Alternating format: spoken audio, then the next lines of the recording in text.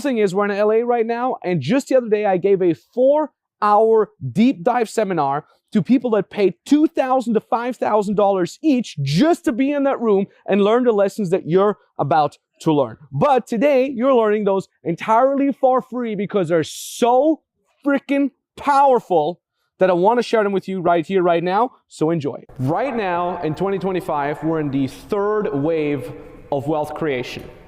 Anybody has any idea what the first wave of wealth creation was? How did you create wealth for the first time? Yep. Speak up a bit, come on. Like owning this infrastructure. Yeah, not bad, not bad. That was a little bit later. Yep.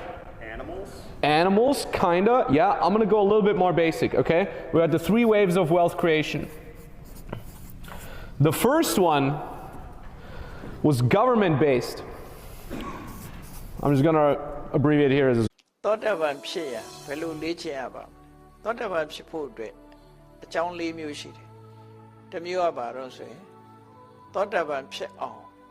ဟောပြောပေးနိုင်တဲ့ပုဂ္ဂိုလ်သူမြတ်နဲ့ပုဂ္ဂိုလ်သူမြတ်ကိုစိတ်ကပ်ရမယ်သူစီကဟောပြောချက်ကိုနားထောင်ရမယ်နောက်တစ်ခါမှန်ကန်တဲ့အသိဉာဏ်ရှိရမယ်ယောနိသောမနတိကာရဆိုရယ်မှန်ကန်တဲ့စဉ်းစားဆင်ခြင်မှုရှိရမယ်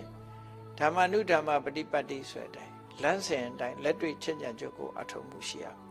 အဲ့ဒီအချက် 4 ချက်ဖြစ်ရင်တော့ဒါသောတာပန်ဖြစ်နိုင်အဲ့ဒါတွေနဲ့လေ့ကျင့်ရမယ်သူတော်ကောင်းကိုစိတ်ကပ်ခြင်းသူတော်ကောင်းတရားကိုကြားနာခြင်းတခါမိမိကိုယ်တိုင်ကအတွေ့အယူဆမှန်ကန်ခြင်းနဲ့တရားဓမ္မလမ်းစဉ်အတိုင်းလက်တွေ့ကျင့်သုံးခြင်းဆိုတာအဲ့ဒီ 4 ချက်ဟာသောတာပန်ဖြစ်ခြင်းအကြောင်း 4 မျိုးပဲအဲ့ဒီ 4 မျိုးအတိုင်းလေ့ကျင့်မယ်လိုက်နာကျင့်သုံးမယ်ဆိုရင်သောတာပန်ဖြစ်နိုင်ပါတယ်လို့သူဆိုတယ်